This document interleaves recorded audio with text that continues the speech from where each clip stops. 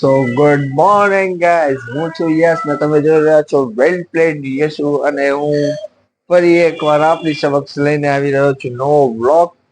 આજે તારીખ છે 7/7 અને અષાઢી બીજ નો દિવસ છે. જય જગન્નાથ, જય રામાપીર. એન્ડ આજે આપણે એક નવા વિડીયો સાથે મોર્નિંગ ના વાગી ગયા છે 8:30 નો ટાઈમ છે. મેચ નો સામેની ટીમ આવી રહી છે રતનપરથી. એન્ડ મારા ભાઈની તો કઈક અલગ જ વૃત્તિ હોય છે. તો અમારી ટીમ નો મેઇન ખાસ બોલર છે. એન્ડ સમ અઠવાડિયાથી સારું એવું પ્રદર્શન કરી રહ્યો છે, પણ જે ઘમંડ છે એમની પાસે તમે જોઈ રહ્યો છો. केवल की उसकी चोरियां चलती रहती है. सो મળીએ બ્લોગમાં. See you.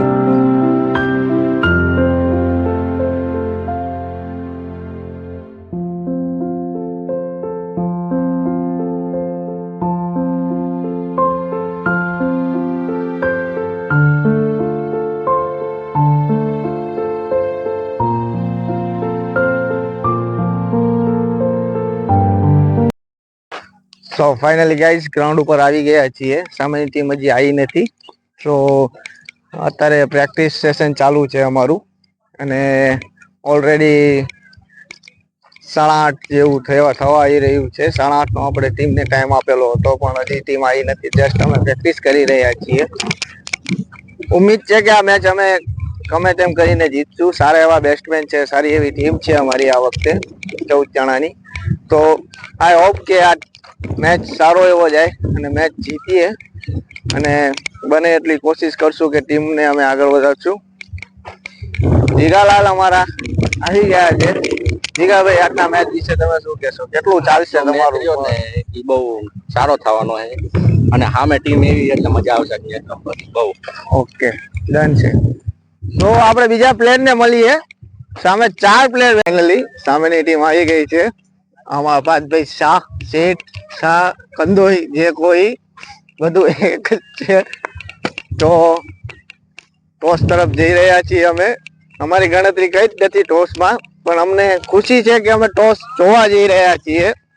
જી આપે લઈ લેવાનું હે. અમે રાજી જ છીએ. ફિલ્ડિંગ આવશે, બોલિંગ આવશે, અમે રાજી છીએ.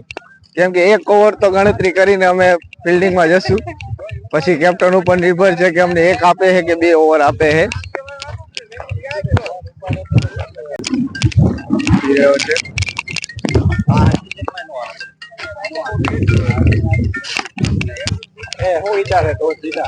ટોસ જીતી ગયા છીએ અમે.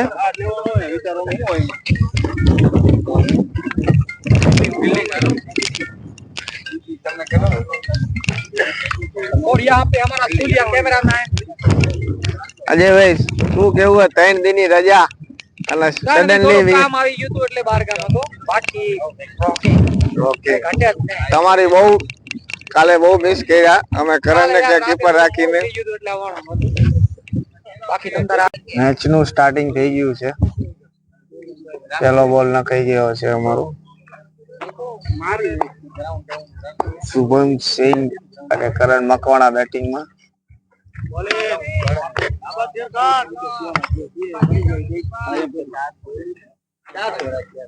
ટીમ નું મુહૂર્ત થઈ ગયું છે. 1 વિકેટ અમારી જતી રહી છે શુભમ સિંહ ની. એન્ડ અત્યારે ડીવી ઝાલા બેટિંગમાં આવી રહ્યા છે.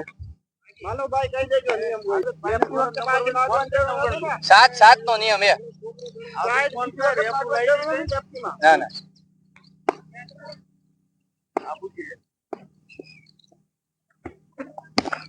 બોલિંગ 4 ઓવર વધી ગઈ છે, અને 25 રન અમે અત્યાર સુધીમાં પાવર પ્લેમાં બનાવ્યા છે. સમથિંગ 6 ની એવરેજ.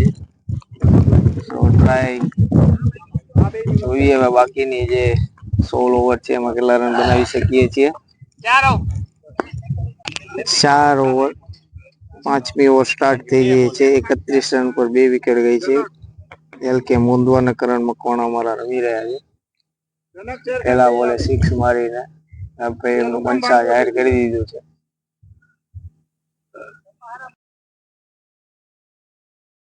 તો વેલકમ ગાઈસ, પહેલી ઇનિંગનો પહેલો મેચ પહેલા 2 ઇનિંગના દાવ પતી ગયા છે. અમારી ટીમે જસ્ટ 79 રન માર્યા અને સામેની ટીમે ચેસ પણ કરી નાખ્યા.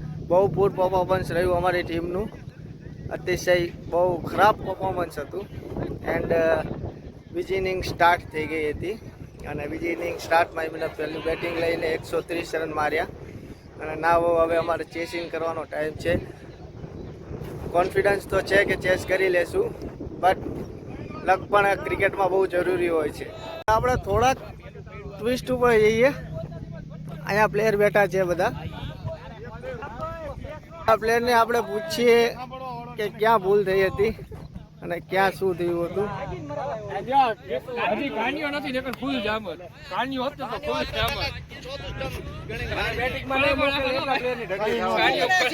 લાસ્ટ ઓવર શું લાગ્યું?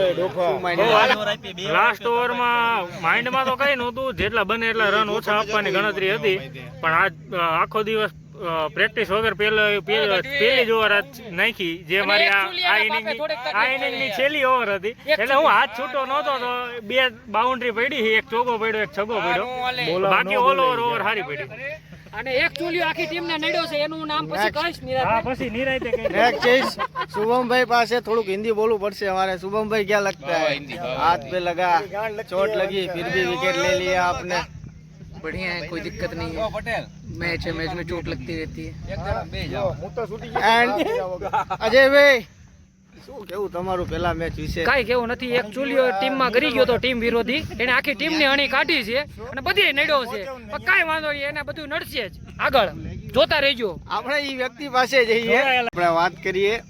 ચોલિયા હારે ચુલિયા બે ઢગલી કરી છે. એ નથી ચોલિયો, આયા છે ચોલિયો.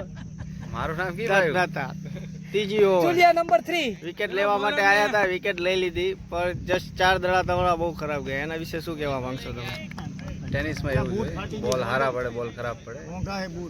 6 બોલ નાખવાના હોય, બસ ઇનફ છે ભાઈ. તમે શું વિચારતા હતા? વિકેટ તો લીધી તમે, સાઈડના બોલ નાખવા હતા, પણ હોલે હોલ પડી ગયા. પણ તોય હોલે હોલમાં હું બચી ગયો, નસીબ કહેવાય મારા.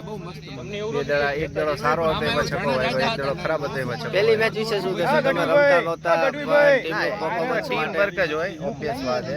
ફિલ્ડિંગ માટે હું હાજર હતો અને હાજર જ રહીશ હંમેશા,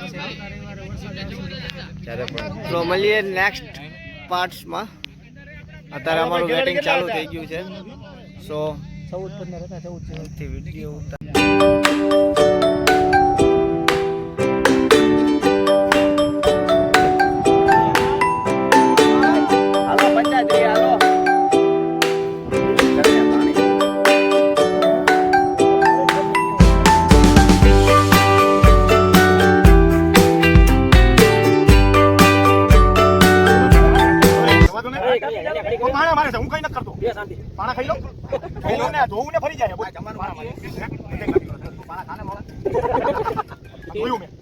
સો ફાઇનલી ગાઈઝ મેચ અહીંયા પૂરો થયા, સન્ડે પૂરો થયો.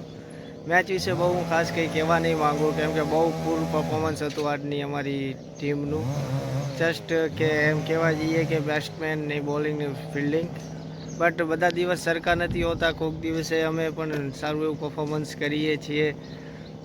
બહુ ડિસઅપોઇન્ટેડ છું આજની ઇનિંગ્સ માટે. હું ખુદ પણ ડિસઅપોઇન્ટેડ, કેમ કે મારાથી ટીમને થોડી એક્સપેક્ટેશન હતું અને એ એક્સપેક્ટેશન કંઈ કામ ના આવ્યું.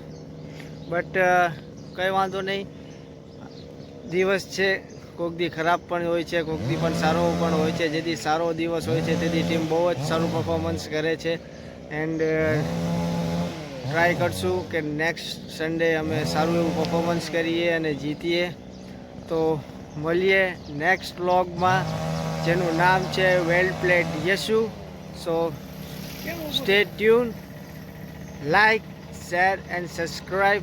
તમે વિડીયો જોવો છો, પૂરો જોતા રહો, એની ના નથી, પણ પ્લીઝ યાર લાઈક, શેર અને સબસ્ક્રાઈબ કરતા જજો. જે નીચે જે બેલ આઇકન છે એને દબાવતા જજો, જેથી કરીને મને થોડો કોન્ફિડન્સ આવે વ્લોગ બનાવવાનો અને મારી ટીમને પણ હું કહી શકું કે વેલ પ્લેડ. જય શ્રી રામ.